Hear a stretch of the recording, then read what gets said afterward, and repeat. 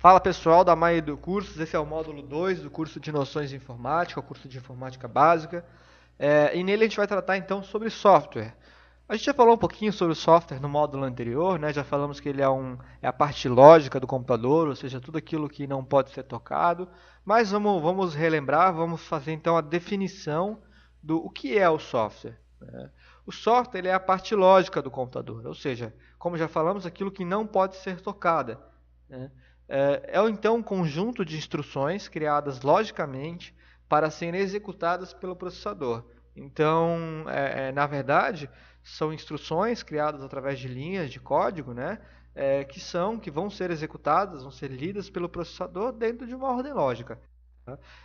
Podem se dividir então aí em sistemas operacionais e programas de computador, que é o que a gente vai tratar a seguir. Vamos começar então por sistemas operacionais.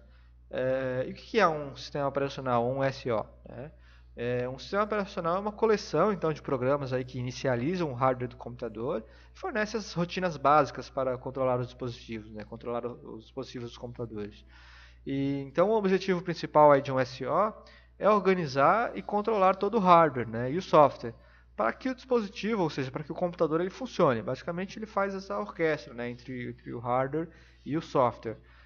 Basicamente, hoje, qualquer computador que você compre, né, um computador de mesa, um desktop ou um notebook, ele já vai vir com o sistema operacional instalado. Então, normalmente ele vai vir com Windows, né, ou ele vai vir com alguma distribuição Linux, ou ele vai vir com, se for um MacBook, por exemplo, vai vir com uma distribuição Mac OS X, tá? E, por exemplo, a gente pode citar aqui também o Android, que também é um sistema operacional, que está disponível aí nos smartphones. Né? Então, quando você entende aí o funcionamento de um sistema operacional, você entende como que funciona um software, né? Como que o software se comunica aí com o hardware, que é o assunto que a gente já falou aí nos temas anteriores. Tá? Então vamos lá. Qual é o trabalho de um sistema operacional? No nível mais simples, o sistema operacional ele vai realizar duas tarefas. Ele vai gerenciar os recursos do hardware e software, por exemplo, gerenciar aí os recursos de processador, de memória, de espaço em disco, e proporcionar aí uma maneira estável e consistente para lidar com o hardware. Então ele vai fornecer os itens básicos aí para trabalhar de forma estável, né, com o hardware que você tem. Tá? Vamos avançar um pouquinho mais. Como que inicia aqui um sistema operacional? Quando a gente liga um computador, o primeiro programa executado é um conjunto de instruções, né, um conjunto de linhas de código que vão estar armazenadas na memória ROM. Tá? Essa memória ROM, ela não é memória RAM, que a gente falou ali no módulo de hardware. Tá? A gente não falou da memória ROM no módulo de hardware.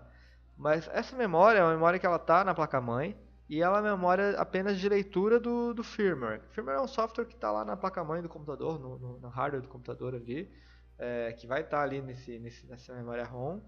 E esse código ele examina ali o hardware do computador, do sistema, né, para saber se tudo está realmente funcionando corretamente. E ele vai ligar e entregar isso para o sistema operacional. Tá? Na maioria dos computadores modernos, quando o computador ativa o disco rígido, ele vai encontrar então o trecho inicial do sistema operacional, né, o conhecido como o boot, que a gente chama. Né? Então, basicamente assim, ele vai entregar esse controle do computador, né, ao sistema operacional. Tá? Quais são os principais sistemas operacionais no mercado que a gente mais vê? Tá? Principalmente nos computadores de mesa, desktops dominados por Windows, então sim, é um software da Microsoft, um sistema operacional da Microsoft, é um sistema operacional pago, né? E é o sistema operacional mais utilizado no mundo. Tá? Dentro dos computadores, dentro dos dispositivos aí de desktops, é o sistema operacional mais utilizado no mundo. E por que é? Porque ele possui uma grande gama aí de aplicativos, né, de programas, é um sistema operacional que já teve adoção de todo mundo, então basicamente todo programa é escrito para ele, basicamente todos os cursos que vocês fazem é para Windows, então assim, dentro do mercado de trabalho é o que é o mínimo necessário para que você conheça. A gente também tem o Mac OS X, que é o sistema operacional da Apple, tá? Também é pago, A vantagem dele é que ele tem uma boa segurança, tem um visual moderno, normalmente utilizado aí por designers, produtores aí de vídeo, programadores, e normalmente acompanham já os computadores, acompanham os notebooks da Apple. Tá? A gente também tem as distribuições Linux, que aí diferente da Mac OS X, diferente do Windows, são software livres, ou seja, são gratuitos. Tá? E a vantagem também é que podem ser instalados em computadores e dispositivos móveis, né? Uma vantagem do Linux, além de ser gratuito, além de oferecer uma boa segurança, além de oferecer uma estabilidade, é que ele também pode salvar, pode rodar em muitos computadores antigos, onde o Windows e o Mac OS X talvez não rodem, não funcionem mais. Existem distribuições antigas de Linux que podem fazer com que o computador aí de 10 anos atrás, de 15 anos atrás, voltem a funcionar para tarefas básicas, muitas vezes, né? Às vezes uma edição de texto, né? Coisas até como servidores. Então, dão uma vida aos computadores antigos. Tá? Muito utilizado às vezes em escolas, empresas aí do governo também. Então, é muito importante estudar um pouquinho de como que funciona o Linux, estudar um pouquinho de quais são as distribuições, né? Como é que funciona o sistema operacional em si, como é que você trabalha com ele, a interface dele. É importante que você conheça, porque pode ser que você venha trabalhar, ou talvez já trabalhe numa empresa que utilize aí Linux. Não é tão incomum. Avançando um pouco, agora a gente vai falar sobre os programas de computadores. O programa de computador também é um software, né, como já vimos anteriormente. E assim como o sistema operacional, ele é composto por uma sequência de instruções, que é interpretada e executada por um processador ou por uma máquina. Né? Um programa funcional, essa sequência lógica, ela segue ali padrões específicos que vão resultar aí no comportamento desejado, ou seja, vai resultar no programa em si. De forma simples, então, um programa de computador, consiste em um algoritmo escrito em uma linguagem, em alguma linguagem de programação, com o intuito de solucionar algum problema. Então, alguém escreve códigos em alguma linguagem de programação que vai formar aí um programa, que vai se resultar em um programa que resolve algum problema de alguma pessoa, de alguma empresa, né? Enfim. Então, basicamente, isso é o conceito de programa de computador. Em geral, o que você precisa saber aqui? Tá? Quais são os programas essenciais? Então, definição de um programa é interessante você conhecer, mas basicamente tudo que tem aí no seu computador, tudo que está instalado, tudo que você instalou, desinstalou, tudo isso é um programa de computador, tá? Tudo isso é um software. Então a gente vai tratar agora de programas essenciais. Tá? Então são aqui uma série de programas que a gente acredita que sejam minimamente necessários aí para você operar, para você trabalhar no seu dia a dia e que vão também te facilitar a vida e resolver alguns problemas aí do seu dia a dia. Então vamos lá, para começar, a gente tem aqui o antivírus. Né? O antivírus então, ele é um programa de computador que foi feito para prevenir, detectar e eliminar os vírus de computador. Né? Então existem aí uma grande variedade de antivírus hoje em dia no mercado e a diferença entre eles na verdade é mínima e está mais voltada ao método de detecção, as funcionalidades e o preço, né? Onde muitos são gratuitos e muitos são pagos. Para o usuário doméstico, ou seja, para um usuário não corporativo, usuário não de empresa, existem muitas opções de antivírus gratuitos que resolvem a maior parte do problema, previnem aí a maior parte de problemas que possam ter com vírus de computador. Tá? Aqui a gente tem uma lista então de alguns antivírus que a gente pode estar indicando. São antivírus aí que tem versão gratuitas, por exemplo, o Avira antivírus, é uma versão gratuita também, é um antivírus aí bem conceituado no mercado. O AVG antivírus, que já é um clássico, né, um antivírus muito antigo e também bem popular aí na internet. O Avast também, assim como o AVG antigo, popular e também gratuito, né, é um antivírus aí mais utilizado no mundo, então que a gente até indica. E o Bitdefender aí também, que é um bom antivírus também, que não é tão popular, mas que é um antivírus também que cumpre essa função. Tá? Todos esses antivírus são gratuitos, e aqui o que vale também a atenção é que você mantenha atualizados esses antivírus. Tá? Então não adianta só instalar ele uma vez. Continuando então, a gente tem aqui talvez o pacote, né, a suíte mais utilizada dentro dos escritórios, dentro do mundo acadêmico, né, das escolas, que é o pacote Office, né, a suite Office. Esse é talvez o programa de computador aí mais importante dentro das empresas, né? O que é importante destacar aqui? O pacote Office, muitas vezes essa suite aí de aplicativos, ela é remetida ao Microsoft Office. Mas hoje nós já temos aí outras alternativas ao Microsoft Office, né? Então a gente tem, por exemplo, o BR Office, que é gratuito. A gente tem o Google Docs, que também é gratuito e importante. O Google Docs ele funciona na internet, ele funciona na nuvem, como a gente chama. Ou seja, ele funciona através de um navegador de internet, né? Você precisa só ter acesso à internet. Não precisa instalar nenhum programa no computador, então isso aqui é muito interessante. Tá? Vale um curso só de Google Docs, provavelmente a Maiedu curso vai ter um curso só de Google Docs. E o iWork aí, que também é uma suite, né? Um pacote Office também. E aí esse pacote Office, esse aqui é o iWork no caso do Mac, tá? do Mac OS. E essa suite pacote Office, na verdade, vai englobar aí vários programas aí dentro, né? Então é uma suite, como está aqui, né? Um pacote. Então, dentro do Microsoft Office, que é o mais famoso, a gente vai ter o Word, né? A gente vai ter o PowerPoint, a gente vai ter o Excel, né? Então, dentro dessa suite, todos esses outros programas aqui, como o Google Docs, também vai ter lá um editor de texto muito parecido com o que é o Word, vai ter ali um editor de planilha, né? Uma planilha muito parecida com o que é o Excel, vai ter ali um gerenciador de apresentações muito parecido com o PowerPoint. Então, todos esses aqui têm alternativas ao Microsoft Office. Tá? Avançando, então, a gente tem os leitores de PDF. Então, hoje, os leitores de PDF são muito comuns, né? Então, muito comuns aí você receber documentos que você consegue aí ver, por exemplo, o nome do documento .pdf. Isso significa que é um arquivo de PDF.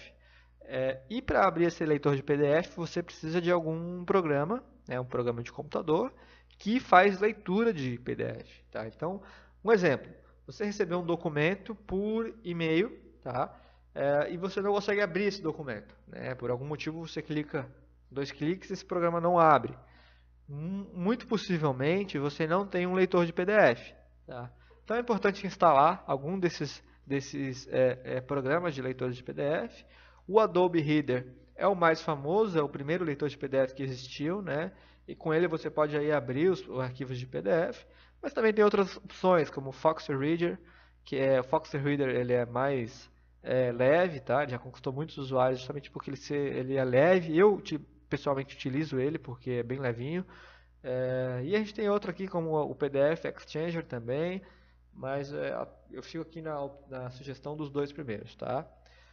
Muito importante você ter um leitor de PDF no seu computador, porque a maior parte dos documentos hoje são feitos e são enviados em PDF, até documentos que as pessoas não queiram que você faça edição, o PDF você não consegue editar como Word, né? Então é muito comum aí no envio de documentos. Tá? Descompactadores, isso aqui também muita gente não sabe, tá? Mas um compactador, né, na verdade, um descompactador, ele serve aí para reduzir o tamanho de um arquivo. Então, você tem ali, e também para organizar esse arquivo. Então, um exemplo, você tem uma pasta no seu computador, essa pasta tem ali 10 fotos, ou 10 fotos e 10 arquivos aí de texto, por exemplo. Né? Se você for mandar isso por e-mail, se você for mandar isso para alguém, cara, vão ser muitos arquivos ali que você vai ter que anexar, talvez você tenha que enviar um por um, talvez você esqueça de algum arquivo, e talvez isso fique muito pesado. Tá? Então, o compactador ele serve para organizar tudo isso dentro de um arquivo só e também reduz o tamanho desse arquivo. Para enviar ele para a internet, cara, é uma maravilha, porque reduz o tamanho do arquivo para você enviar aí por internet, sendo que às vezes as pessoas não têm a internet muito rápida. Né? Então, é muito utilizado no mercado corporativo, muito utilizado no dia a dia de hoje, descompactadores e compactadores. Quando você vê um arquivo, tá, que ele tem a extensão zip, deixa eu voltar aqui. .zip e .rar, tá? Esses arquivos eles estão compactados. Eles são arquivos compactados, .zip e .rar. Você vai precisar de algum desses programas aqui para descompactá-los. Então, se você não consegue abrir um programa que está .zip e .rar, é igual o PDF. Você não tem um programa para abrir isso. E aí você deve instalar um zip ou um rar. Ou o 7zip também. tá? O 7-zip. O que eu recomendo aqui é você instalar o WinRAR, que é um dos melhores, aí é o mais famoso. Então eu recomendo você instalar o WinRAR. Não sei se você já tem no seu computador, então assim, independente, assim como o leitor de PDF, né, e assim como o descompactador, independente se você tem ou não, entra no site, tenta baixar, porque se você já tiver, ele só vai atualizar ou vai instalar por cima e não vai ter nenhum problema, tá? Eu garanto que você vai ter esses dois programas aí essenciais dentro do seu computador, tá bom? Alguns outros programas básicos, o Adobe Flash Player. O Flash Player ele não está mais, ele está cada vez mais em desuso, tá, gente? Ele é um plugin aí da internet, onde vocês viam vídeos. Antigamente os vídeos do YouTube eles rodavam no plugin do Flash, né, no Flash Player, mas hoje está cada vez mais aí em desuso. Porém, assim, é importante, tá? É importante aí que você tenha, porque muitos sites e muitos sites e talvez vídeos ainda estejam em Flash, então é importante que talvez você tenha para abrir alguma coisa. O Silverlight, que é uma alternativa ao Flash, tá? Ele veio com a ideia de deixar o Flash obsoleto, também não está tão em uso assim, né? Mas eu acredito aí que talvez seja necessário caso você venha abrir algum vídeo ou alguma animação, né, que exija o Silverlight. O Java é um programa necessário para executar vários programas, aplicativos, né? Por exemplo, sites de banco sempre vai pedir para você instalar o Java. Então é importante que você tenha, talvez você já tenha ouvido falar. Por exemplo, quando você vai acessar o site do banco e ele pede para que você tenha o Java. DirectX, DirectX normalmente são pré-requisitos obrigatórios para quem pretende ter games no computador. Então, normalmente, até isso aqui já vem como padrão, não é tão importante assim para a gente tratar aqui sobre software, tá bom? Bom, para fechar, então a gente vai tratar agora no próximo módulo sobre internet. A gente vai definir o que é internet, o que são navegadores, práticas de segurança na internet, onde aí a gente vai ter 14 dicas de segurança na internet, que aí é um módulo bem interessante, um módulo para fechar este curso, que eu espero que esteja sendo aí bem proveitoso para vocês.